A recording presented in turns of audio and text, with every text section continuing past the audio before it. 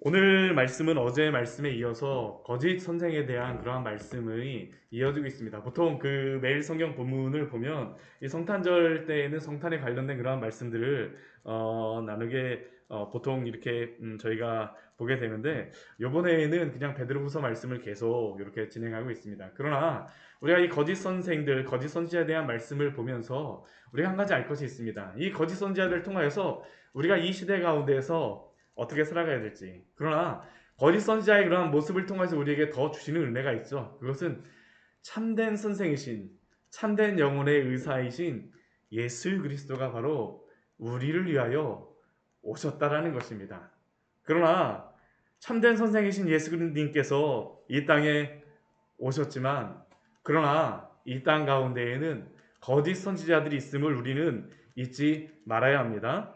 우리 10절 말씀을 보게 되면 이 거짓 선생들이 어떠한 그러한 특징을 가지고 있는가라는 것을 오늘 말씀에서는 우리에게 하나하나씩 보여줍니다. 첫 번째는 주관하는 일을 멸시합니다.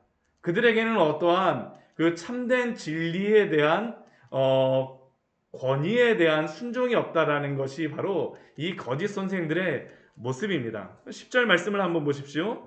이들은 육체를 따라 더러운 정욕 가운데 행합니다. 육체를 따라서 더러운 정욕 가운데 음란의 일을 행하는 그러한 모습들이 바로 이 거짓 선생들의 특징이었었죠. 우리가 어제 그 2장 2절 말씀에서도 이들이 이 거짓 선생들이 호색하는 것을 따른다라고 하였는데 자신의 육체의 그러한 정욕을 따르는 것이 바로 이 호색하는 것, 음란한 것 아닙니까?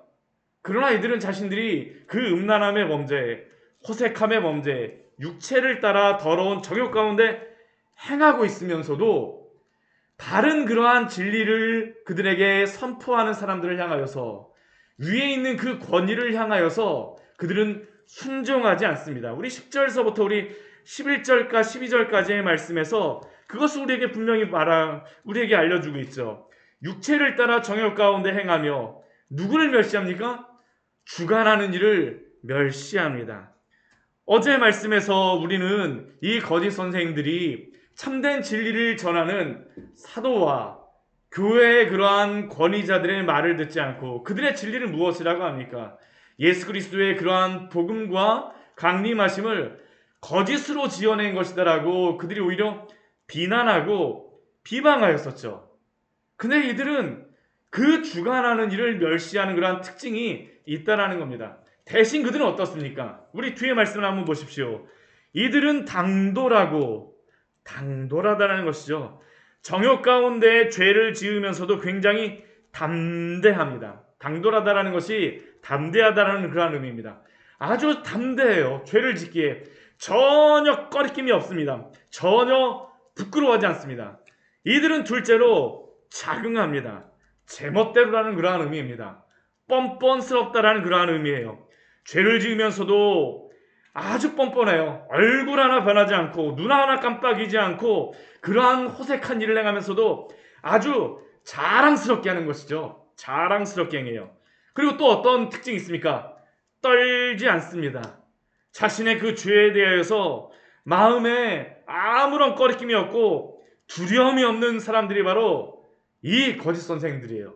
참 얼마나 죄악된 사람들입니까? 그리고 오히려 그 태도는 어떻습니까? 그들에게 그것이 죄라고 하는 그러한 교회의 그러한 권위자들, 이것은 교회의 권위자들 뿐만 아니라 천사라고도 해석을 하고요. 또한 이 참된 그러한 권위이신 분은 누구겠습니까? 예수 그리스도죠. 하나님이세요. 하나님에 대하여서도 비방한다라는 것이 바로 이들의 모습이죠. 영광 있는 자들을 비방하거니와 그 권위를 인정하지 않습니다. 내가 다 옳아요. 내 편에서 내가 옳기에 모든 옳은 것은 옳은 것입니다. 성경의 말씀에 결코 순복하거나 순종하지 않습니다. 우리 베드로후서 우리 1장 앞에 우리 20절과 21절 말씀에서 우리 그 사도 베드로는 더 확실한 예언이 있어 사사로이 풀 것이 아니라고 했는데 이들은 성경의 말씀을 가지고 사사로이 풀면서 당돌하고 자긍하며 떨지 않고 영광 있는 자들을 비방하는 것이 바로 이 거짓 선생들이었습니다. 순종하지 않습니다. 순복하지 않아요. 회개하지 않습니다. 그래서 이들을 무엇이라고 이야기합니까? 본래 잡혀 죽기 위하여서 이성 없는 짐승과 같다라고 이야기를 해요. 죄를 위하여서 아무런 생각이 없죠. 그냥 행하는 것입니다. 알지 못하면서도, 참된 진리에 대해서 알지 못하면서도 비방하고 멸망 가운데서 멸망을 당합니다. 이들의 모습이 어떠한 그러한 모습이 또 있겠습니까? 아주 담대한 그러한 모습을 우리 13절 말씀에서 이렇게 보여줍니다. 불의의 값으로 불의를 당하며, 불의를 행하는 그러한 값의 결과는 불의라는 것을 분명히 알고 있습니다. 근데 이 사람들은 뻔뻔하게도 나 괜찮아 라는 겁니다. 그래서 그 태도는 무엇입니까? 낮에 즐기고 노는 것을 기쁘게 여기는 자들. 우리가 보통 성경의 말씀에 보게 되면 죄를 짓는 것이 밤에 행한다라고 하는데, 이 거짓 선생들은 이성 없는 짐승 같아서 당돌하며 자긍하며 떨지 않고 영광 있는 자들 비방하는 것이 얼마나 심하냐 하면, 낮에 그렇게 죄를 행하면서도 전혀 거리낌이 없는 것이죠. 전혀 거리낌이 없는 것이에요. 이 거짓 선생들이 왜 이렇게 행동할까요? 하나님의 말씀을 가지고 자신들이 하나님의 말씀 앞에 순종하지 않기 때문에, 자신들이 권위자라고 생각하기 때문에, 사사로이 해석하기 때문에 그렇습니다. 자기의 마음대로 해석을 해요. 자신이 성경의 권위자라고, 자신이 성경의 그러한 권위자로 해석을 하기 때문에 그 성경의 말씀을 가지고 자신을 방어막을 치는 것이죠. 낮에 그러한 음란한 일을 행하고, 낮에 호색한 일을 행하고, 낮에 불의를 행하여도 아무 꺼림낌이 없고 기쁘게 여기는 자들이 바로 이 거짓 선생들이라는 것입니다. 점과 흠이라고 이야기를 하고요. 그들이 연애할 때에는 속임수로 즐기고 논다라고 말씀하고 있습니다. 이게 거짓 선생들의 모습입니다. 근데 사실은 이 모습은 이 시대에 또한 모습 아닙니까? 옳지 않은 그러한 것들을 향하여서 그들이 아무 거리낌이 없죠. 우리가 참, 제가 동성애라든가 그런 것들에 대해서 많이 말씀을 드리지만 이게 참 안타까워요. 그러한 것이 죄라고 하게 되면 오히려 차별하고 혐오한다라는 것이 바로 그들이 말하는 것 아닙니까? 오히려 그것이 자랑스러워합니다. 그 죄에 대하여서 말하는 그러한 사람들에 대하여서 오히려 비방을 하고 있죠. 참 안타까운 그러한 시대입니다. 이 거짓 선생들 또한, 이들은 어떠한 사람들입니까? 연약한 자들을 무너뜨리는 그러한 사람들입니다. 오늘 14절 말씀을 보십시오. 음심이 가득한 눈을 가지고 범죄하기를 그치지 않습니다. 누구에게 이렇게 음심이 가득한 눈을 가지고 범죄하기를 그치지 않을까요? 굳세지 못한 영혼들, 그리스도의 복음을 안지 얼마 안 된 그러한 영혼들을 유혹하고 미혹하는 것이죠. 언제라도 넘어뜨릴 수 있는 그러한 자들이 바로 이러한 사람들입니다. 이들은 그 마음이 어떠냐 하면, 우리 14절 우리 중간에 말씀해 보게 되면 이렇게 말씀합니다. 탐욕에 연단된 마음을 가진 자들이니. 우리가 성경에서 참된 성도들은 고난 가운데에서도 인내함으로 연단됐다라고 이야기를 하는데, 이들은 오히려 탐욕에 연단되어서 웬만한 죄를 범하고서도 꺼리낌이 없다라는 것입니다. 죄에 대하여서 연단해서요, 아무리 큰 죄를 할지라도 눈 하나 깜빡하지 않고 그냥 죄를 짓는 자들이 바로 이 거짓 선생들이라고 사도는 말씀하고 있습니다.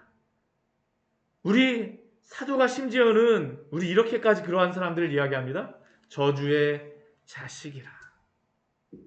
참 어떻게 사도가 이런 말을 할까? 그러나 이들이 영혼을 유혹하며 탐욕에 연단된 마음으로 성도의 영혼을 뺏어간다라고 하게 되면, 사실 사도 베드로의 마음이 얼마나 아프면 이렇게 말씀하실지. 하나님의 마음도 그렇죠. 하나님의 마음도 그래요. 우리가 다른 그 무엇보다도 영혼을 잃어버린다라는 것이 얼마나 안타깝습니까?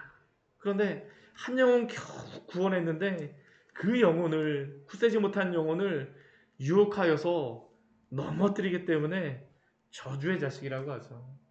그 대표적인 사람을 오늘 뒤에 말씀에 보게 되면 알려주는데 그 사람이 바로 발람입니다. 발람. 우리 15절 말씀 보게 되면 15절 16절 말씀 보게 되면 이 발람에 대하여서 우리에게 말씀하고 있죠. 이 발람이라고 하는 그 사람은 어떤 사람입니까? 우리가 민수기 말씀에 보면 나오지 않습니까? 우리 오늘 15절 말씀 보게 되면 이 사람은 바른 길을 떠나 미혹된 사람이라고 이야기합니다. 이 거짓 선생이 그렇죠. 그리고 이 발람이 그랬어요. 바른 길을 떠나 미혹되어서 그 죄악의 길을 갔던 사람이 이 발람입니다. 그래서 이 사람은 바른 길, 좁은 길이 아니라 발람의 길이라고 그 이름이 불리어지는 사람이죠. 이 사람의 그 특징이 무엇입니까? 그가 이렇게 범죄하였던 이유를 불의의 싹을 사랑하다가 라는 그러한 말씀으로 말씀하고 있습니다. 우리가 민수기 22장 말씀해 보게 되면 발람에게 그 모압의 왕이었던 발락이 사람들을 보냅니다. 사신을 보내요. 근데 이 발람이라고 하는 이 선지자는 굉장히 그 하나님의 말씀에 대하여서 하나님의 예언을 잘하였던 그러한 사람입니다. 이방인으로 다 나오지만 그런 하나님께서 그에게 그러한 하나님의 그러한 예언의 말씀들을 잘 알고 잘 예언하였던 사람이 얼마나 유명하였는지 모릅니다. 그러니까 모압에서까지 그 발락이라고 하는 그 왕이 사람을 보내서 이 발람에게 사람을 보내죠. 근데 이 발람이라고 하는 이 거짓 선지자는 이 발락의 그러한 사람들, 사신들을 돌려보내고 그들과 관계하지 말아야 된다는 것을 알고 있었습니다. 왜냐하면 이 발락이 이스라엘을 저주하기 위해서 발람을 부른 것이기 때문입니다. 하나님이 가지 말라 그래요. 그들과 같이 가서 이스라엘을 저주하지 말라라고 합니다. 근데 이 발람이 뭐라고 하는지 아십니까? 잠시만 기다려. 오늘 하루만 기다려. 왜 그랬을까요? 복채를 많이 가져왔기 때문입니다. 성경에 아직 복채라고 나와요. 돈을 많이 가져와서 그것에 미혹되어서 가지 말라라고 하죠. 그가 알고 있음에도 불구하고 하나님께 묻습니다. 하나님이 가지 말라고 합니다. 근데 얼마 뒤에 또다시 발락이 사람을 보냅니다. 더 높은 사람들을 보내서 더 많은 돈을 가져옵니다. 은금을 가지고 많이 가져와요. 그러자 그가 분명히 하나님은 그냥 이들과 같이 함께하지 말라는 것을 압니다. 근데 그때에도 발람의 그러한 모습이 무엇일까요? 가지 말라라고 합니다. 내가 하나님께 한번 물어볼게. 왜 그럴까요? 불의의 싹을 사랑하였기 때문입니다. 그리고 그가 멸망한 이유도 불의의 싹을 사랑하다가 결국에는 멸망하였음을 우리 민수기 우리 30장 31장 그 말씀에 보면 알 수가 있습니다. 그가 불의의 싹을 사랑하다가 그런데 그가 이러한 불의의 싹에 사랑함으로 말미암아 빠지는 그러한 오류가 무엇이었습니까? 그렇게 하나님의 그러한 뜻을 알고 예언을 하는 자라고 하였는데도 불구하고 우리 16절 말씀해 보게 되면 이렇게 말씀하죠. 자기의 불법으로 말미암아 책망을 받되 말하지 못하는 나귀가 사람의 소리로 말하여. 우리가 이 발람의 그러한 말씀은 참 우리가 주일학교에서도 많이 들었던 그러한 말씀 아닙니까? 하나님이 가지 말라라고 하고 하나님이 하지 말라라는데 부득불 그 불의의 싹을 사랑하면서 그 가려고 하나님한테 계속 조르니까 하나님이 가는 것을 허락해 주는 건 아닙니다. 어쩔 수 없으니까 가갖고 이스라엘 민족을 저주하지 말라라고 해요. 근데 하나님이 어떻게 하실까요? 그 앞에다가 여호와의 사자를 앞에다 딱 세웁니다. 그 앞을 지나가게 되면 목숨을 잃을 수 있어요. 근데 그것을 보았던 존재가 있는데 그게 무엇이냐면 바로 나귀입니다. 나귀는 여호와의 사자가 칼을 들고 그 앞에 서 있는 것을 보고 나서 두려워서 가지 못하는데 이 발람은 어떻게 하냐면 막 나귀를 때리면서 왜 안 가냐고 막 하죠. 그때 나귀의 입을 열어서 그 발람에게 말하게 하시죠. 책망하십니다. 왜 발람이 이러한 오류에 빠집니까? 왜 이러한 행동을 합니까? 불의의 싹을 사랑하다가 그의 눈이 어두워진 것입니다. 어두워졌어요. 그리고 그는 이스라엘 민족을 음행하도록 결국에는 죄악에 빠지도록 하였던 사람이 바로 이 발람이라고 하는 사람이었었죠. 이러한 거짓 선지자 대표적인 사람이 발람입니다. 이 거짓 선자의 특징을 우리 무엇으로서 우리 또한 이야기하니까 예로 우리 비유로서 이야기를 해요. 우리 17절 말씀 이렇게 말합니다. 이 사람들은 물 없는 샘이요 광풍에 밀려가는 안개니. 사람들이 그 광야에서 지금도 이스라엘에 가게 되면 물이 나오는 그러한 샘은 모두 다 국립공원입니다. 정말 다 국립공원이에요. 엔게디에도 가면 참 폭포가 아름다운 곳이긴 하지만 우리나라 같으면 그곳이 국립공원이 됐을까? 사실은 그렇게 생각이 됩니다. 근데 왜 이곳이 국립공원이냐면 물이 있기 때문입니다. 그 광야 가운데서 물이라고 하는 것은 목마른 자들을 살려주는 것이죠. 근데 이 거짓 선지자들은 어떤 사람? 거짓 선생은 어떤 사람입니까? 물이 없는 샘이요 신기루와 같다는 것이죠. 그 영혼을 살리지 못하고 그 영혼을 시원하게 하지 못하는 사람이 거짓 선생입니다. 또 그들은 어떤 사람입니까? 광풍에 밀려가는 안개니. 우리가 안개가 아무리 짙게 꼈어도 그 안개에서 비 내리는 거 봤습니까? 아니요. 안개는 그냥 지나가 버리는 것입니다. 광풍에 밀려가는 안개니. 아무런 것도 유익을 주지 못하는 그러한 존재가 바로 이 거짓 선생들이라는 것이죠. 거짓 선생들입니다. 그러나 그들은 허탄한 자랑의 말을 하면서 우리 이 사람의 그러한 이 거짓 선생의 그 죄악이 무엇이냐 하면 그릇되게 행하는 사람. 우리 18절 말씀해 보게 되면 우리 앞에서도 우리 말씀하여 주셨던 그러한 것 중에 하나가 마음이 그 예수님을 한 지 얼마 되지 않아서 그 굳세지 못한 영혼들이 있는데 그 영혼을 미혹하는 것 같이 우리 뒤에서는 무엇으로 이야기하냐면요. 우리 18절 말씀 보게 되면 그릇되게 행하는 사람들에게서 겨우 피한 자들을 겨우 그 믿고 구원받은 사람들을 음란으로서 육체의 정욕에 유혹하는 사람입니다.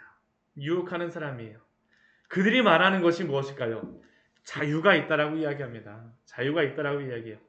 오늘날도 이러한 말을 많이 하는 그러한 경우가 많죠. 죄악을 짓고 있는 사람들에게 괜찮아요.